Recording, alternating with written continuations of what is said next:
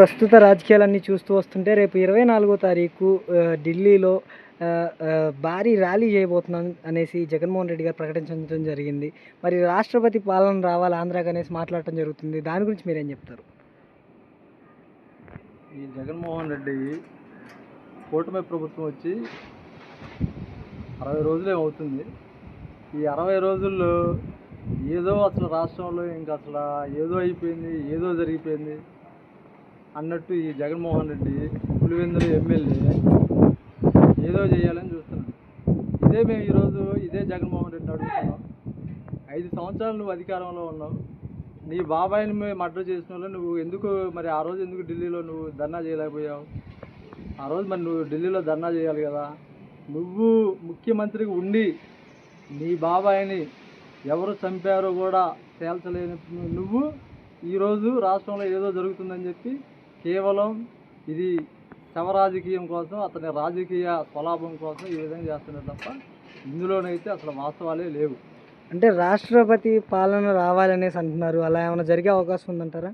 దేనికి రాష్ట్రపతి పాలన దేనికి? ఏం జరిగింది రాష్ట్రంలో? ఏం జరిగింది? ఎక్కడ ఏం జరిగింది? అంటే దాడులు, దౌర్జన్యాలు ఇష్టానుసారంగా టీడీపీ గుండాలు రెచ్చిపోతున్నారు అనేసి అంటున్నారు కదా. వాళ్ళు కేవలం వినుకొండలో జరిగిన మర్డర్, అది వ్యక్తిగత ఫ్రెండ్షిప్లో వాళ్ళ వ్యక్తిగత తగాదాలు అవి.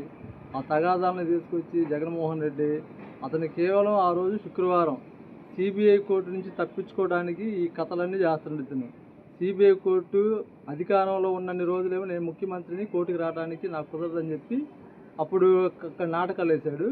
ఇప్పుడు ఏదో ఒక రకంగా ఏదో ఒకటి సృష్టించుకొని కల్పించుకొని అక్కడ ధర్నా చేయాలి, ఇక్కడ ధర్నా చేయాలని చెప్పి కేవలం అతను సిబిఐ కోర్టు నుంచి తప్పించుకోవడానికి ఈ నాటకాలన్నీ చేస్తున్నాడు తప్ప ఇందులోనైతే ఎటువంటి వాస్తవాలు లేవు. ఇది పక్క ప్లానింగ్ అతను చేసుకుంటుండు.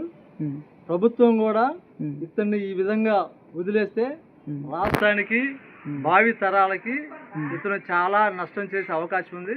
కాబట్టి ప్రభుత్వం వారిని కూడా, కూటమి ప్రభుత్వాన్ని కూడా మేము కోరుకునేది ఏంటంటే ఇలాంటి పనికి మాలిన వాళ్ళని రోడ్ల మీద వదిలిపెడితే ఈ రాష్ట్రానికి, రాష్ట్ర ప్రజలకి చాలా నష్టం ఉంది. కాబట్టి వీలైనంత తొందరలో ఇలాంటి పనికి మాలిన వాళ్ళని రోడ్ల మీద తిరగకుండా చేయాలని చెప్పి మేము కోరుకుంటున్నాం. అంటే ఈ ధర్నా చేయడం వల్ల మరి ఇబ్బంది వచ్చే అవకాశం అయితే ఉండదంటారా? ఎటువంటి ప్రభావం ఉండదండి. ఇప్పుడు కూటమి ప్రభుత్వం, ఢిల్లీలో ఉన్నది కూటమి ప్రభుత్వం. ఎవరిని పోయి అడుగుతాడు ఆయన? ఎవరిని అడగాలి ఆయన? ఢిల్లీలో అది సింహం సింగిల్ అని చెప్పి అన్నాడు. ఈరోజు దేశంలో ఉన్న పార్టీలన్నీ కలవాలంటున్నాడు. మరి సింహం సింగిల్గా అన్నప్పుడు మళ్ళీ వీటన్నిటితో నీకేం పని? ఈ దేశంలో ఉన్న పార్టీలన్నిటితో నీకేం పని? ఓకే, ఇవన్నీ అతను నాటకాలు, కొత్త నాటకాలకి తెరదీశాడు. ఏదో రకంగా ఏదో ఒకటి సృష్టించుకోవాలి, కల్పించుకోవాలి, తనకి తానే ఏదో ఒకటి కల్పించుకొని కోర్టు నుంచి తప్పించుకోవాలని నాటకాలు వేస్తున్నారు. Okay, thank you.